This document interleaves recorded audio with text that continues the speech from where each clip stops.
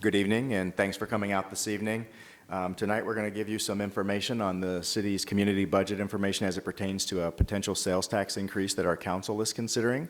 I want to thank each of you for coming out this evening. I believe, if I'm not mistaken, we may only have one resident out here this evening, but we're going to still go through this presentation as if we had a full room of residents and not a bunch of staff.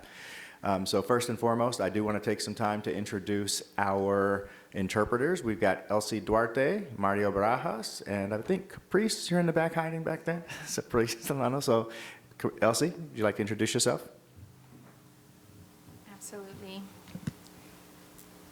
Thank you, everyone. Thank you for being here. My name is Elsie, and together with my colleagues, Mario Barajas and Caprice Moreno, will be serving as Spanish interpreters for today's meeting. I'll also take a moment now to introduce myself to our Spanish-speaking audience. Buenas tardes, bienvenidos a la sesión informática del presupuesto comunitario. Mi nombre es Elsie Duarte y junto con mis colegas Mario Barajas y Caprice Moreno estaremos interpretándoles a nuestra audiencia de habla hispana. Deseamos pedirles antemano si van a al momento de dar un comentario público, favor de hablar despacio, hacer una breve pausa después de cada 2 oraciones para poder interpretarle de la manera más completa posible. Muchas gracias. Thank you. Thank you, Elsie. So now we're going to get back into the presentation. So this evening, myself, Jeff Barton, I'm the city manager, and I've got to my left Budget and Research Director Amber Williamson. We're going to share some information with you in regards to what brings us here today in terms of this consideration of councils to look at a sales tax increase. So on January 15th, we, the city, and the councils, under the council's direction, we posted a potential sales tax increase for up to 0.5% sales tax increase.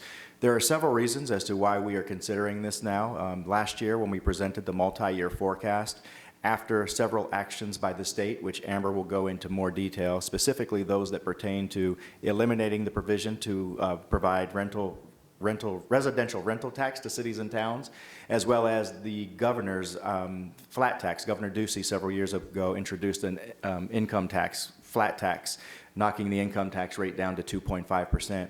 Both of those things combined had a catastrophic impact on the operating budget.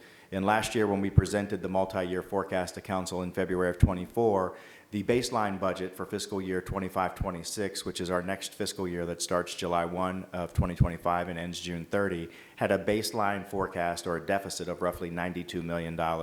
And a large part of that was driven specifically by those 2 actions by the state.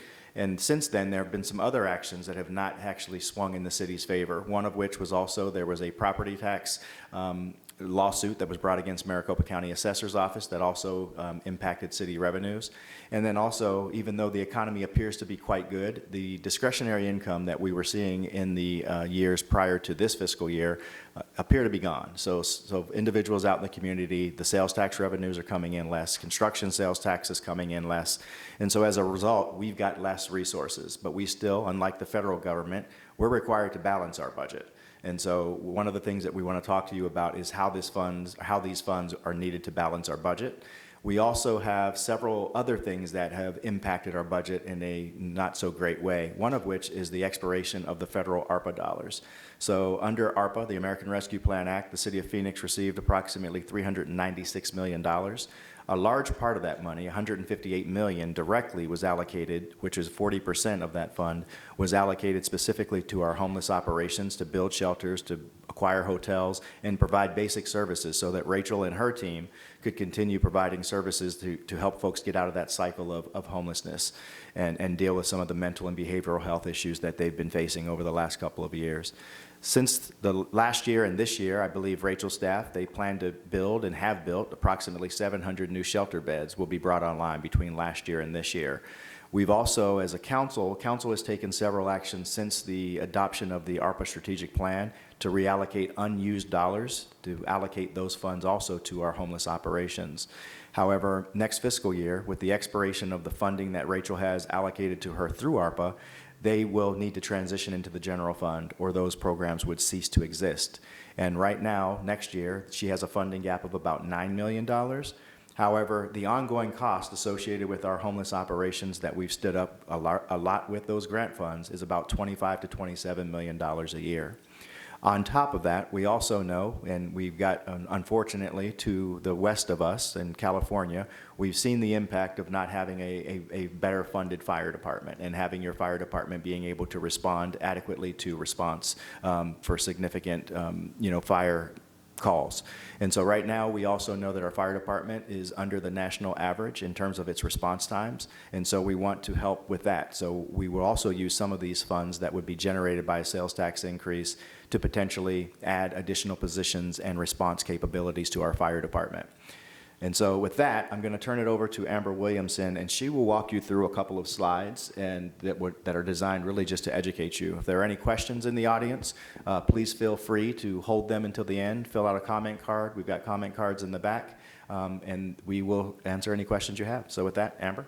Thank you, Jeff. All right, good evening. So I'm going to start by providing an overview of the City of Phoenix budget. Our city budget is roughly $7.2 billion, and it's made up of three major funds.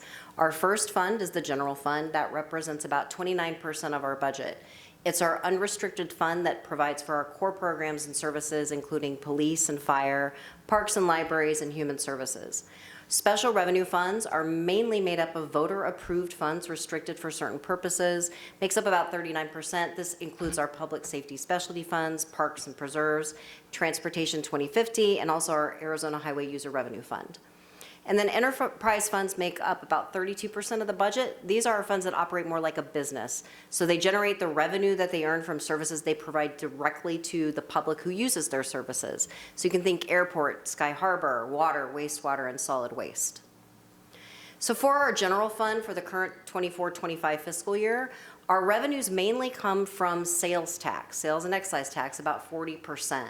Our next largest category is state shared revenue at 38%. This is made up of revenues that are shared per statute with cities and towns based on our relative population. That includes state shared income tax, sales tax, and vehicle license tax. 12% of our general fund revenue comes from primary property taxes. That's also limited. We are maximizing our primary property tax that goes to the general fund, and that cannot be increased. And then for user fees and other, about 10% of our revenues comes from revenues that are generated by our city departments for certain activities they provide to the public. The main largest category within that is our ambulance billing from the fire department. Those rates are also set by state statute.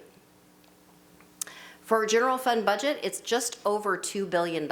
It's primarily dedicated to public safety. Roughly 61% of our budget goes to police and fire and emergency management.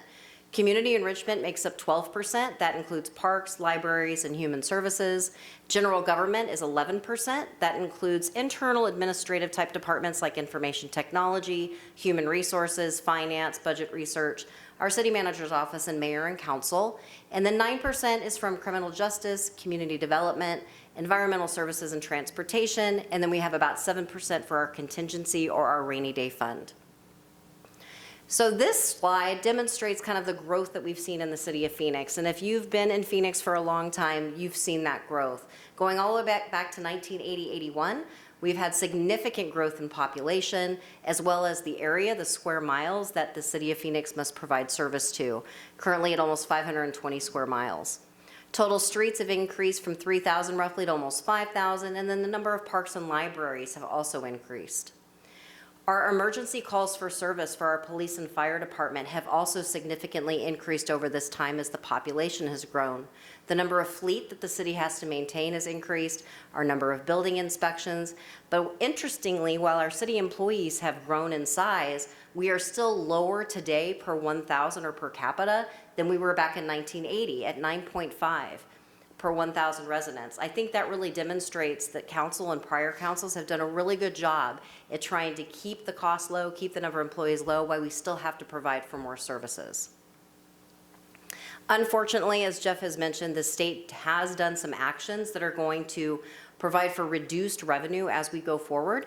Senate Bill 1131 eliminated residential rental effective January of 25. This impacts our general fund as well as our special revenue funds.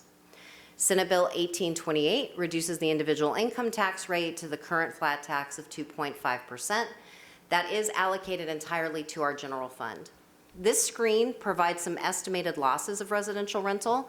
Starting in the current year, you can see it's by fund.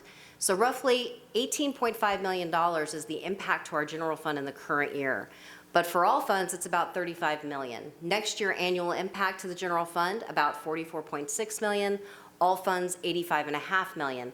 But as you move forward through what I refer to as our multi-year forecast period, the city is going to see estimated losses of over $300 million. For state shared income tax revenues, we are going to see an impact from that flat tax as income taxes are going to decline starting in the current year, declines of about 19% year-over-year growth. We're going to see another decline in 25-26 until we start to see that revenue stream increase. This is based on estimates that come from the state's Joint Legislative Budget Committee. So less residential rental tax, less state shared income tax. It's putting a significant amount of pressure on our general fund and some of our special revenue funds. Other budget challenges and unfunded needs that our city council is going to have to consider and make some difficult decisions as they adopt the budget for next year. Inflation. So as inflation has affected everyone, residents, consumers alike, it has also impacted the city of Phoenix.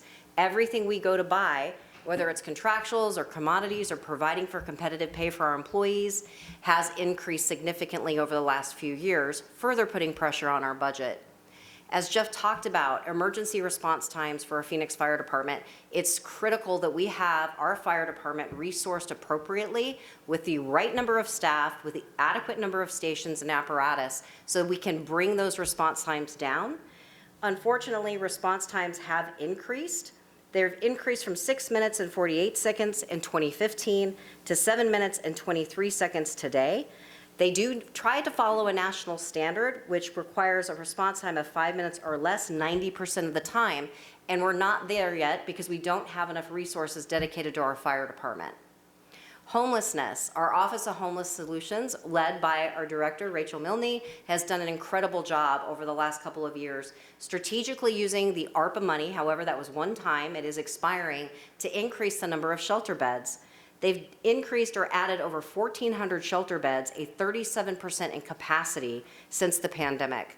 It's been an extraordinary amount of work that they've done, but we need to continue that good work, which means we have to put additional resources into our general fund to support our homelessness efforts. Roughly about $9 million next year estimated and $25 million going forward. Voters approved our 2023 general obligation bond program. That was great news for the city. It was sorely needed. It's going to add a lot of new facilities, including fire stations, police precincts, parks, libraries, community centers, splash pads. Lots of really good stuff in our bond program, but comes with the bond program is increased operating costs. So we're going to have to build those operating needs into our general fund over time as those facilities open up to the public.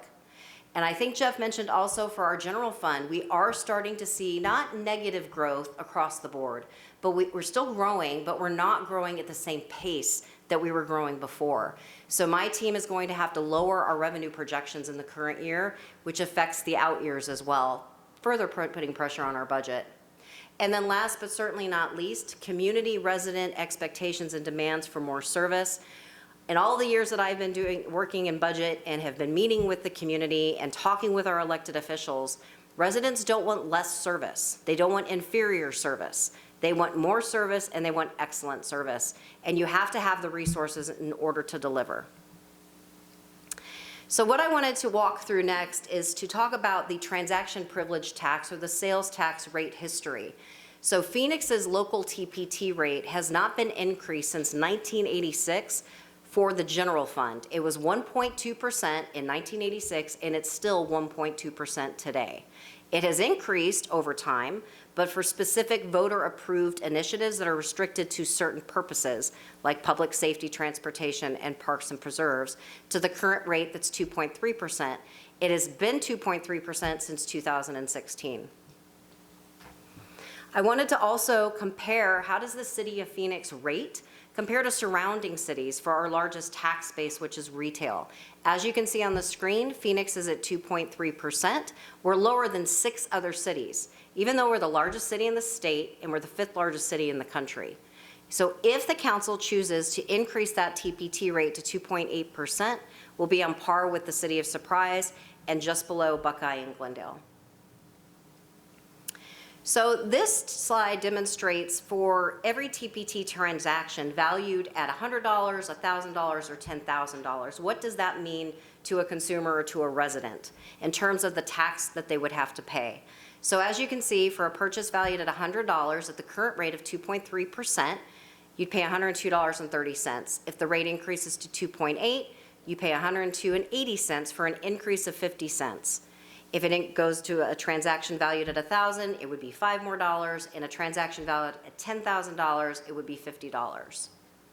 We wanted to provide some specific examples about taxable items. So if you purchase a cup of coffee for $2.10, you would pay 1 more penny if the rate were increased to the 2.8%.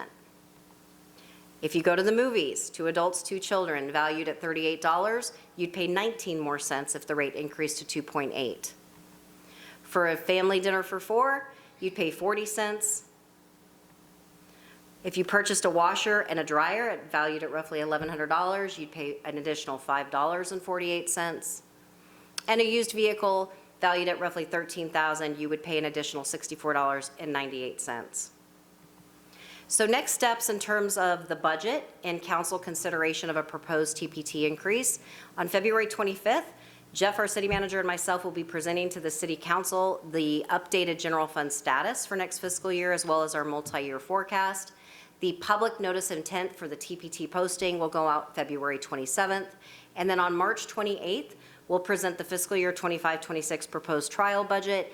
That's when we'll have the required public hearing on that proposed TPT increase, and council may take action on that date for the increase. And that concludes our presentation, and Jeff and I can answer any questions. Are there any questions? No? Seeing none, thank you all for coming out. Safe travels home. Good evening. Thank you.